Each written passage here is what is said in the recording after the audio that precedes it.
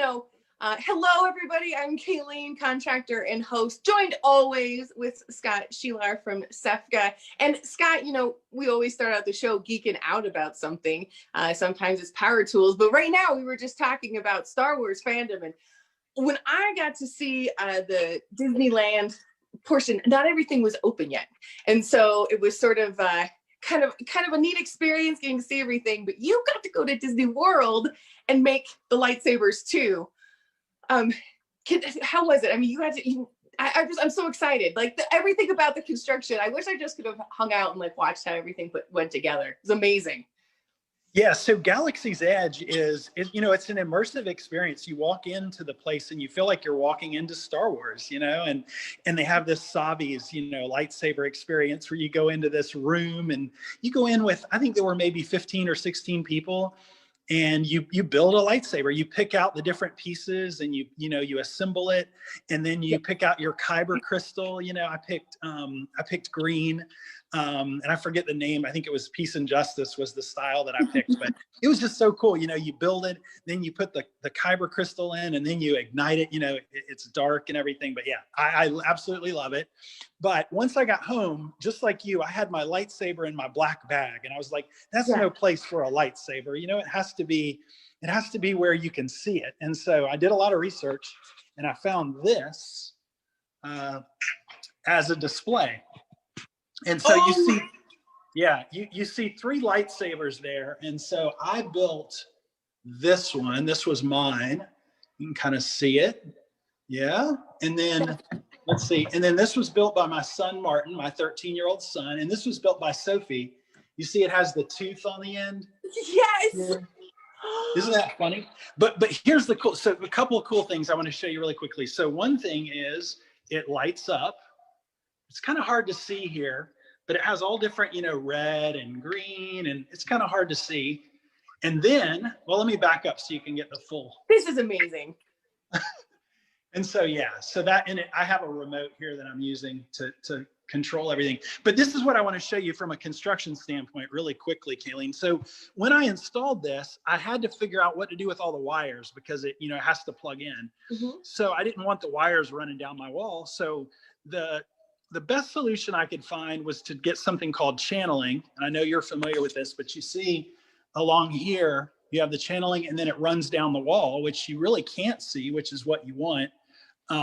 So I installed that and I painted it. I went to Sherwin-Williams and found just the right paint color to match it. And so the channeling goes all the way down to the outlet down here. So, probably the best, and probably the best solution would be to hire an electrician, to go in and wire, run the wires out of the wall up higher. But this was a good, quick, solution that worked for me. So, yeah, so that's what I've been working on. I didn't want to interrupt, but Scott, that is the coolest thing. Oh my word. Okay. It's perfect for so many reasons. One, I don't know if an electrician is necessary for all the things. That to me is the perfect solution. It's awesome. Two, I need that. But now also I have to get 2 more lightsabers. The lights behind it is so cool. But what it makes me realize is that you are using skills, electrician skills. You're a better consumer and a homeowner because you can do these things. You didn't need to hire a professional to put the coolest thing in your house ever. I'm jealous, Scott. Oh my word. All right. Well, we can stop the show. Sorry, Angela. Kidding. I'm very excited about geeking out with Angela today because she is talking with students. And so really kind of planting the seed that will eventually blossom into the skills you just employed on the coolest thing ever again. Scott, I'm so jealous. People come up with the coolest stuff, right?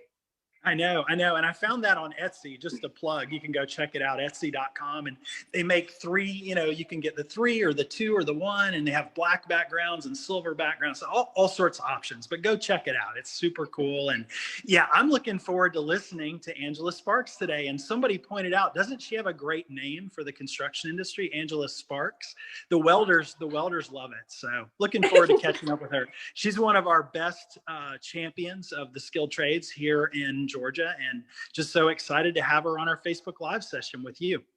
It is excellent. Scott, thank you so much for starting off the show with the coolest thing ever. Again, I don't know how many times I'm going to say that. It was awesome. And Scott, you're sticking around for the end of the show too to answer any questions. Great. Well, we will chat with you at the end. So thanks, Scott. And sounds good. Thanks, Kayleen. Thanks. Angela, hi. Thanks so much for joining us today for lunch. This is such a pleasure to get to chat with you, especially with your very, very cool background. I'm sorry it's not as cool as a lightsaber holder. It's very cool, though. It's probably the second coolest. Yeah, it changes often, you know. I get to visit a lot of virtual places. It's kind of fun. It's nice, you know, taking advantage of this opportunity. So you are a career advisor with, am I pronouncing it Marietta? You got it. Marietta. Excellent. Marietta City Schools. Yep. So, you know, with the U.S. facing such a shortage with skilled workers, you're working with students now every day, which we need desperately. That we need them to be engaged and excited about the industry. But what are you seeing the reasons for students not considering this as a career option? Well, I think that's obviously changing, but it's a very slow moving needle. I think part of it goes to my Generation X. You know, we were raised with the college for all mentality, and we've raised our kids that way. And it's very hard to break those cycles. So the good news is that the Generation Z are very smart. They're not going to get into the college debt their millennial counterparts did. They're seeing that they're up for different types of education. They're good with a short course and go out and make it happen. So I think still just educating students on what the options are. It kind of starts from the top, leadership in the schools and leadership at home, and parents being willing to introduce their students to the variety of careers that are out there. I think we've got to lean into career for all and not college for all. I could not agree with you more, especially I did come out of the generation that if you didn't go to college, you were going to become a failure. You know, you weren't going to make much of yourself. And I've said this story before, but I have a very sharp memory of being in a board meeting around a very fancy table and thinking, if they know I don't have any college credits, they're going to kick me out. And I realized, no, that's not how the world works. It's not a thing. And it's refreshing to hear that approach as well, because college for everyone, I'm not knocking college. It is a perfect fit for some careers and some people, but maybe not everyone. So then when you're talking to students who are considering an approach outside of that, you know, maybe not college for all, how do you talk to them? What are you saying? What are you hooking them with? Yeah, you know, so interestingly enough, the approach is very important because we have to approach them, because you don't often get kids coming up saying necessarily, I know what career I want to go into. We've got to do all the effort on our end as educators to reach out to them and help them see what those opportunities are. And so it takes an organized program in a sense, and being willing to reach out and offer. Like this year, we've had to do our best at pivoting. No one likes that word, but it's so true. And we've moved to virtual opportunities for kids and giving them that sample of what it's like, those experiential opportunities to see what different careers are about. Because we only know, really, we can only be what we can see. And so if we don't go back and actually expose them, and this has been a long, demand that we've had as educators, CTAE educators, is trying to expose our students, but we have to get even more creative and help them see after the graduation cap, what is the next cap they're going to wear look like? And it takes a lot of effort, school-wide effort, district-wide effort to make that happen. And so inviting students constantly to, any types of expos, any types of exposure to different careers, skilled trades, trying to help them kind of move at a faster pace in the sense that they're not getting out of high school and then trying to pedal around and find out what's out there. So it's really aggressive. You have to be very aggressive with the approach. You have to be, because you're combating so many different things. I was at a school fair back when it was in person, and I was approached by a student who was checking out information. And he said, I want to do construction. I want to check this out, but I'm being encouraged to sign up for the FAFSA loans no matter what. And so, you're looking at ACTE, the loan applications. It's definitely focused for that 4 year. And so you're right. The aggressive campaign is the only way. We have to lobby for this ourselves. So then do you allow, or are there programs that allow students to get a taste of what life is like, besides just saying, hey, it's really good money, what programs are exposing them to?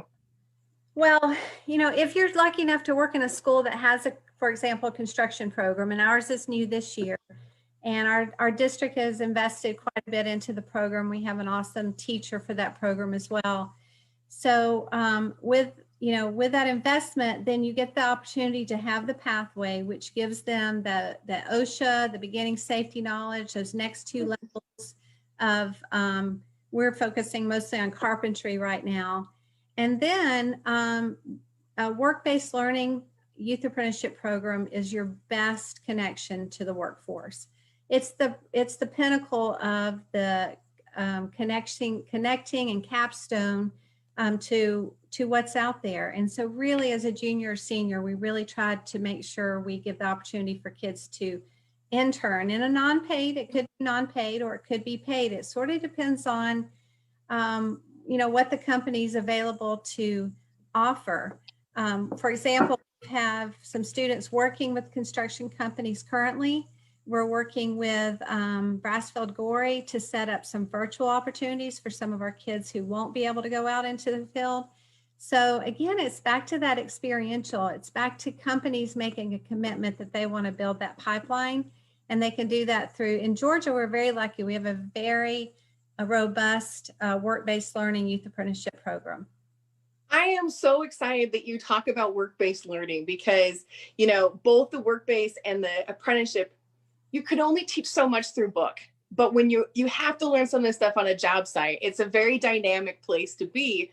And so the fact that you're providing your high school students with this opportunity is absolutely, it's so valuable. It's, just even learning the muscle memory of making sure you put on your safety glasses and hard hat every time you go to the job site, because it's been ingrained from when you were 16 because your school district offered it to you. What a gift. Oh my gosh.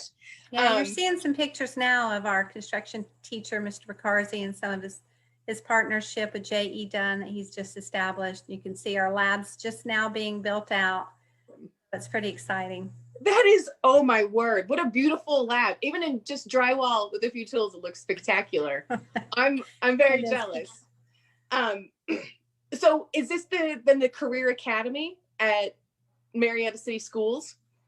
So we're a wall-to-wall career academy, college and career academy, which is really awesome. Our new building that you just saw some pictures of is what we call our J Hall, but we're very careful not to call it the College and Career Academy or the Career Academy, because that's one awesome, really sweet spot about Marietta is that we truly try to connect with our kids with whatever interest that they have, whatever aptitude that they have. So we have career and technical education programs throughout our building. Our J Hall does house a number of them, like construction and engineering and architecture are all in a close proximity to each other in the same building. But we have the healthcare sciences and culinary and audio video technology and food science and so forth in our other building. So we really strive to offer advanced level AP, IB, as our CTAE pathways. Our kids are not told they have to do one or the other. They're told they should do as much as they possibly can. And we're going to figure out a schedule. And we are truly walking the walk. I can't really brag enough on that. And I wish I could see every district move in this way. I wish I could too. Can we clone you in your district, please? Because wow, it's so refreshing. Because, even going back to Scott showing the example of how he took care of the wires, these skills are outside of just careers. You're a better consumer. You're a better client. The skills are outside of just earning money in a career. It's blowing the doors wide open. And you folks are really providing opportunities. I'm jealous that I'm not a high school student living in Georgia right now, because I would be so excited about this program and the opportunities. And the fact they're OSHA, oh my goodness, what a good thing. So that's a good thing. You named some of these career programs. It sounds really like Skills USA, powerhouse for sure. I'm a little bit jealous. So you're providing students the work-based learning, which is insanely valuable. Can students also earn credits or credentials while still in school? Oh, yes, definitely. You know, as I said, we're providing, not all students earn it, but we provide the OSHA 10 so they can walk out with that certificate.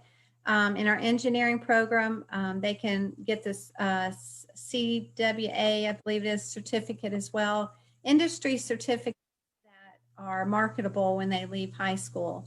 And so our programs are set up where students take the 3 pathways. Usually the first one's a lot of concepts and introduction to the industry and safety, and then they really get into the meat of, you know, whatever content area like carpentry, and then certificates. The end of pathway assessment is an assessment, and we try very hard, our state tries, and we try to tie those to certificate programs so that the kids actually have certifications when they leave. And so, you know, for example, we do have a partnership with, it's not in construction, but our students are able to earn a certified nursing assistant certificate through Chattahoochee Technical College. And so that's a really big component of a college and career academy is partnerships, partnering with you guys, partnering with you individually and all your skill set and SEFCA, and then looking at our technical schools and how can we make more of a seamless education for students. Oh, it is. You have to leverage things in the right way. And especially getting students engaged these days, you have to make it sticky. There has to be something interesting about it. And the partnerships, the certificates, the fact that you can walk away out of high school with nationally recognized employability certificates to back it is very powerful. What do you see as the most popular career options with this? Are you having a lot of interest in one area over another? Well, we always have, you know, since we've just added construction, that program's being built. We're seeing more and more kids who are raising their hand and saying, hey, you know, I want to work with my hands. So we're just getting that started. I think that's going to be combined with our engineering and architecture. It gives them a full array of different types of pathways they could go within similar or that industry. And then on the other end of that, healthcare is really big in our school, which is good because we need a lot of healthcare providers, and we have the technical, you know, skilled side of it, and then kids moving on more advanced as well. But we are doing our darndest to bring in those business folks. I did want to share, if I have a second, to one of the things that I saw from a business partner, and it was in construction. And it was at a work-based learning conference. And he told the business folks there, you know, if you think you're going to partner with a school by going in one day a year for a career day, it's not going to happen. You know, you need to have a plan of visiting 4 or 5 times a year and being an integral part of that school where kids know you when you walk down the hall. And that's how we can further build the skilled trades areas in construction. And we're working hard to do that. And either in Zoom or face-to-face, bringing those folks in. And so it takes a real commitment on the side of the businesses. It's not a role they traditionally have in their business, is to have this community educator person, but it's a role that they really need if they're going to build their pipeline. Well, it's good, because that was my next question on how the corporations can be more involved. And it's true, showing up once a year is not going to do much. And it is important to show up. So let's say a corporation is watching right now and would like to partner with you. Is there a website that they can contact you at? Or is there the best person to reach in a school? Because I think a lot of businesses are a little hesitant to reach out to a school and say, hi, I want to work with you. Who do they call? The principal? Did they call, you know, who is the best person to reach out to? And actually, that's probably one of the hardest parts for businesses. And I'm just speaking at large, in the sense that we also, on the education side, there's also not at a school a community person. So their day is spent connecting and working with students. And so having that time is very hard. So it is kind of different in every school. But the best person in most schools is the work-based learning youth apprenticeship coordinator, because that is a primary role for them, is connecting with partners. and they're very good at it. We have some great work-based learning coordinators across the state. So I would say that to look, there is a Georgia pipeline that the DOE produces that connects you with the schools. I did not bring the website, but I think you can Google Georgia Pipeline, Workforce Pipeline, and learn about where the work-based learning coordinators are. They're your best bet. We're pretty fortunate because we have myself and a work-based learning coordinator. So we are a big part of that outreach and that support. Principals are great if you want to jump in and be a partner, Ed, and maybe have some type of donation. But they're so involved with the running of the school that it's somewhat hard. So even maybe asking them who's your go-to person, you have to kind of look at every school. But I can tell you for Marietta High, I'm the one of a few, but one that can really partner with you. That is most excellent to hear, because sometimes breaking down the lingo between education and the trades, there's just a verbiage lost, and sometimes we don't know, like, who are the cool people to talk to pass on our fun stuff. So work-based learning coordinator. And this was really, really good information. I appreciate you chatting with us today, and I've been able to support your program. I love Mr. Farkarzy. He is fantastic. The program that you're going to build and expand there is going to, well, I mean, again, I keep saying one of these days I'm going to show up as a high schooler and put on a backpack and be like, nobody will notice. Come on over. Hi, right? If I could go and take so many pathways again, I would be all over it because there's so many great things. No kidding. And that's, I love how you're kind of tackling a few different ways, exposing not only the students, but also the parents, because the parents don't know how cool some of these careers are too. But thank you for the information. And Scott, what do you think about today's interview? Well, Angela is one of our favorite people, in the state. She has worked very closely with us on our Little Builders program. In fact, she was one of the first to adopt that and really help us make that happen. And now that has turned into wildfire here in Georgia, thanks to her leadership. So it's so good to hear her talk today. And I'm just so appreciative that she took the time to be with us. They're doing great things there in Marietta, and just look forward to, even bigger things in the months and years ahead. Big time. It starts everywhere. And Angela, you're doing such a great job looking at it's. Sometimes I talk to folks who just want to talk to the seniors, which is important, but you really have to plant that seed early on and start to change that notion, because we have been indoctrinated for years on the proper pathway to success, or this way. And so tackling it in a right ways is very, very valuable. So thank you again for sharing this. I'm very excited. Guys. So Scott, SEPCA is working with programs that introduce skilled trades through STEM. Can you tell us a little bit how you're working with those, what they are, especially with the pandemic? Yeah, so, STEM is obviously a big part of the construction industry. We realized that when we started doing our Career Expo all these years ago. We realized that math and science and technology, is a good way to get, educators in particular interested in our industry. And so we work with our employers to make sure that anytime they go in and speak to students, that they be sure and tie whatever it is they do back to science or technology or engineering or math.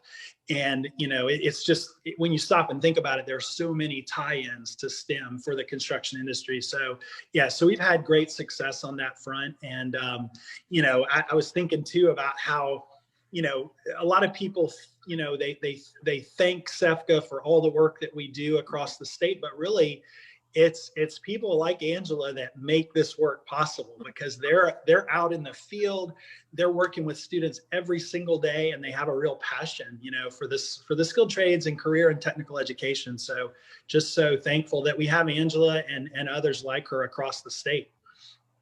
Big time. That crossover is all over the place. I recently learned, I'm going to geek out for a second.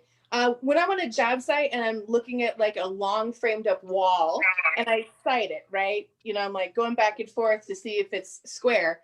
The process, and everybody can try this, if you put a finger out and close one eye and look at the other, your finger changes position. That's called trigonometric parallax, and that comes out of the space arena, and it's what I do on a job site. I'm basically a rocket scientist now. I feel very empowered. I was very excited about that, but there's crossover everywhere. And so sort of, planting the seeds and getting excited. But Scott, why do you think it's so important to get elementary aged children interested in the trades? Well, what I believe is that elementary age students have a natural interest in working with their hands and building things. It explains why Legos are so popular, right? And Legos are great, but we want to get real tools and real wood and real nails in their hands and let them experience that at a young age. The idea is you plant the seed at a young age, for the skilled trades. And not only, we're not just promoting the skilled trades, we're promoting the idea of working with your hands and building something and creating something and helping them figure out if that's something that, that they really enjoy. And it's important because if they realize that, in 5th grade or 6th grade, when they go to their middle school, here in Georgia, we have middle school programs that are coming online, so they can continue where they left off in elementary school. They can continue to learn and earn those credentials that you all were talking about. But you have to plant that seed at an early age. Otherwise, they never know. I mean, we have so many young people on our little builders program who say they've never swung a hammer before, and that's amazing to me. We want to let them at least swing a hammer, see what it's like, feel the satisfaction of putting a nail in a board, and if they like it, they can continue. If they don't, they can go, do healthcare or whatever it is that gets them excited, in life. So to me, that's what it's all about. I completely agree. For the folks who don't know, the Little Builders program is an opportunity for young elementary, like 3rd graders, to construct something. We have the ability to use some kits that are already prepackaged. So the students get to use a hammer and nails for the first time, sometimes in 3rd grade, which, I was raised where I remember using a bandsaw when I was 4. I still have all my fingers. I had a good teacher. And so, it's been a pleasure to be able to do that and kind of plant that seed. And I think it ripples effect onto further things, because eventually in the future, you're right, they could choose a path, or maybe next time they see somebody standing on a highway shoveling asphalt, they're going to understand that's really heavy, hard work. I'm going to slow down and respect what they're doing. These people make my world run either through power through my switch, or keeping my house constructed. And so I think it's just raising the bar all the way around. It's really, really cool. And again, what Georgia is doing is above par. It's so fantastic to see how the school district, especially Marietta, is playing along and really encouraging the partnerships. That's how it happens. I agree. And Kayleen, there were a lot of comments today in the chat about the need to reach parents. And to me, that's another beautiful thing about the Little Builders program is we envision these young, elementary students going back home with their projects that they built and talking with their parents about what they did. And hopefully the parents are paying attention and seeing that they light up, when they talk about building something or using a hammer. And hopefully the parents will encourage that, continue to encourage that at home. So that's another good reason to connect with really young students. Yes. I have this weird image in my head of like a young, 3rd grader going home who's never had an interest, showing up with this bench with hammered in nails and the parent being surprised and then running with that information and encouraging it throughout their education opportunities. So this was so wonderful. Again, Angela and Scott, thank you for joining us today for lunch. Some good information. And, there are events coming up where we'll be talking to parents. So stay tuned and look out for that information. But next week, we're going to be talking to Brad Bryant about the many opportunity Georgia provides for students to pay for their education and training. Because again, Georgia wants to make sure you are heartily employed without a lot of debt. It just is so smart. That's my takeaway today. So if you have any questions, feel free to text career path to 31996 for any information. And Scott and Angela, again, thank you for taking the time for lunch. And I hope you have a wonderful rest of your week. Thank you, Kayleen. You too. Thank you.